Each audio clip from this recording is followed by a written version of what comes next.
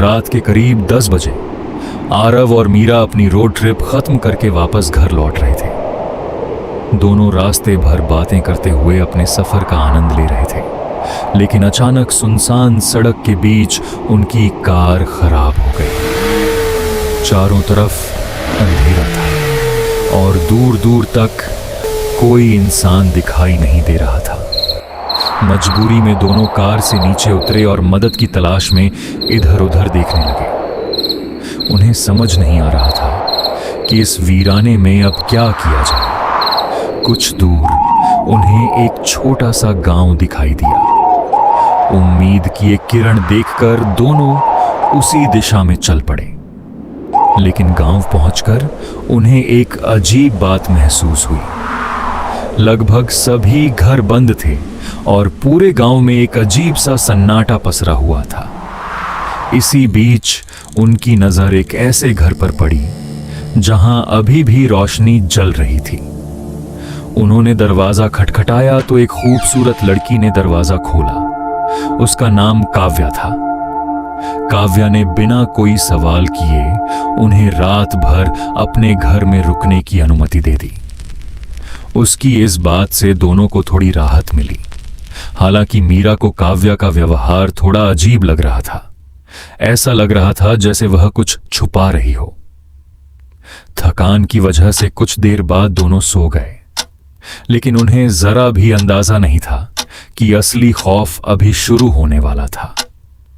आधी रात के समय मीरा की आंख एक अजीब सी आवाज सुनकर खुल गई। वह आवाज घर के अंदर से ही आ रही थी। मीरा ने आरव को जगाया और दोनों टॉर्च लेकर उस आवाज का पीछा करते हुए कमरे से बाहर निकल आए।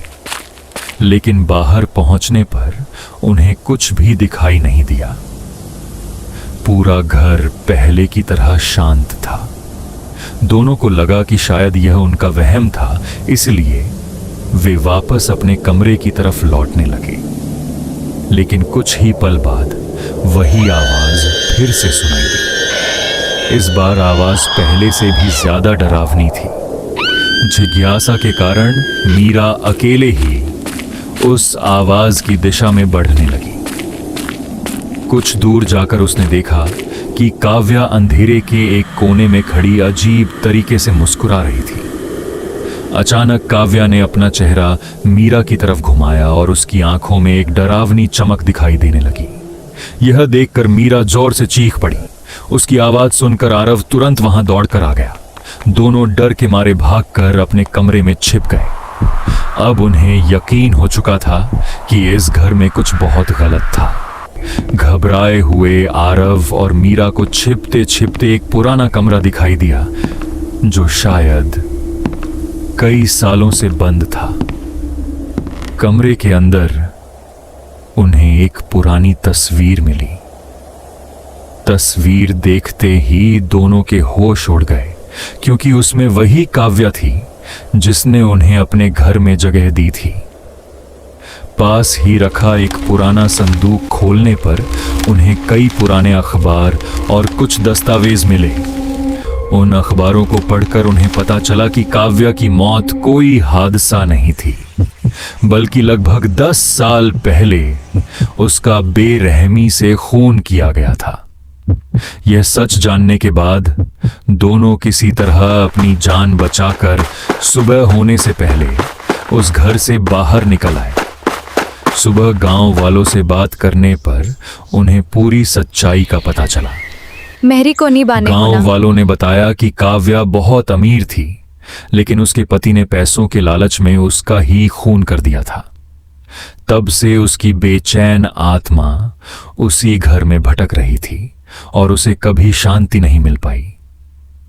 सच जानने के बाद आरव ने अपने दोस्त कबीर को बुलाया, जो ऐसी रहस्यमयी और अलौकिक घटनाओं का विशेषज्ञ था। कबीर ने काव्या की आत्मा से बात करने की कोशिश की और उससे कहा, तुम्हारे साथ बहुत बड़ा अन्याय हुआ है, लेकिन अब तुम्हें शांति की ओर बढ़ना चाहिए। शुरुआत में काव्या की आत्मा जाने को तैयार नहीं थी, क्योंकि उसके मन में अपने साथ हुए अन्याय का दर्द अभी भी बाकी था।